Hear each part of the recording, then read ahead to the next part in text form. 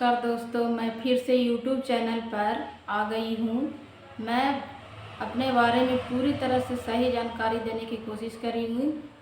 मैं दिसंबर 2022 में ज्वाइन की हूँ। 11,500 हम लोग का पेमेंट था, उसमें PF काट कर 7,000 से हमारा पेमेंट शुरू हुआ।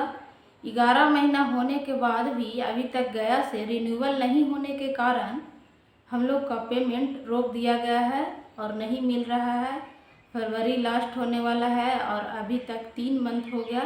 पैसा नहीं मिलने के कारण हम लोग के साथ दिक्कतें हो रही हैं और हॉस्पिटल का स्टाफ लोगों का बोलना है, वहाँ का पदाधिकारी जो है जिनका बोलना है कि आप लोग का जब तक रिन्यूअल नहीं होगा इसमें हम कुछ नहीं कर सकते हैं। तो हम लोगों को काम भी बहुत दिया गया है, सेंटर पर आना है।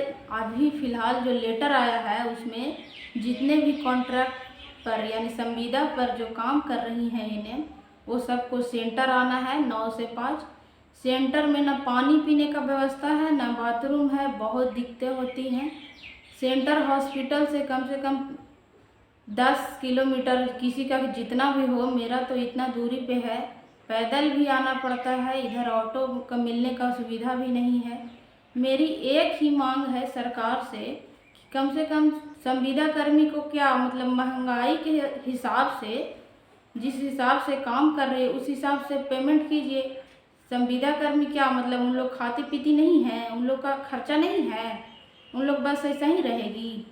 बस यही बोलना है हम लोग को कि समान काम समान वेतन की मांग कर रहे हैं और हम लोग को जो भी हो सके ऑनलाइन जो भी कार्य है वो हम लोग से ना करवाया जाए। डाटा ऑपरेटर को रखा जाए, उन लोग का वैकेंसी निकाला जाए, उन लोग से करवाया जाए। हम लोग को मेंटली फिजिकली दोनों तरफ से हम लोग को इतना टॉर्चर किया जा रहा है। इतना कम पेमेंट में क्या कर सकते हैं हम लोग? फैमिली को भी देखना है, क्या क्या बहुत दिक्कतें होती हैं जी।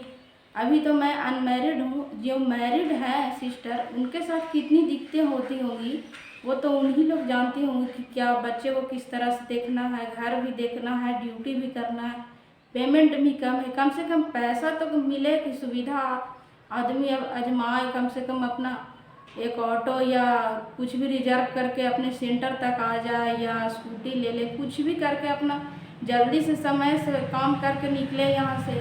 ऑनलाइन काम तो इतना हो गया है। ई संजीवनी जो डॉक्टर होते हैं वो कभी पेशेंट को दिखाने के लिए अगर उस पर कॉल किए तो एक भी कॉल नहीं उठाते हैं। और हॉस्पिटल में जो पदाधिकारी हैं जो उन लोगों को कहना है कि आप लोग कॉल ही नहीं करते हैं, आप लोग ये नहीं करते हैं, वो नहीं करते हैं। क्या तरीका है इस तरह से? डॉक्टर लोग एग्जाम भी नहीं ले गया, हम लोग के साथ क्यों ऐसा किया जा रहा है कि कॉन्ट्रैक्ट पर है फिर से एग्ज़ाम दो, बार बार एग्ज़ाम दो।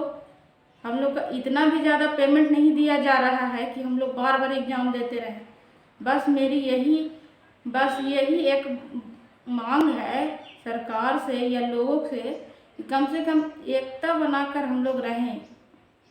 सभी एएनएम बहनों हैं जो कम से कम एकता बनाकर कभी भी आगे फ्यूचर में सरकार के पास जाने की नौबत आए तो हम लोग वहां जाकर अपनी बात को रखें और इस मुकाम के लिए आगे की बातें करें। संविदा कर्मी का कोई भी नहीं बात समझता है, कोई भी नहीं समझता। बस यही कहना है कि जो पेमेंट इंक्रीजमेंट 11,500 से 15,000 किया गया है उसको बढ़ाकर कम से कम 35,000 किया जाए, ताकि हम लोग को जिस हिसाब से महंगाई है उस तरह से हम लोग काम करके अपने परिवार का जीवन यापन कर सके। इस तरह से हम लोग को क्यों किया जा रहा है समझ में नहीं आ रहा है, पर कोशिश करूँगी कि पूरे वीडियो से आप लोगों को जागरूकता फैलाने की कोशिश करूँगी। आप लोग वीडियो को ज़्यादा से ज़्यादा शेयर करके सभी जितने भी सिस्टर लोग हैं उन लोगों को भेजिए।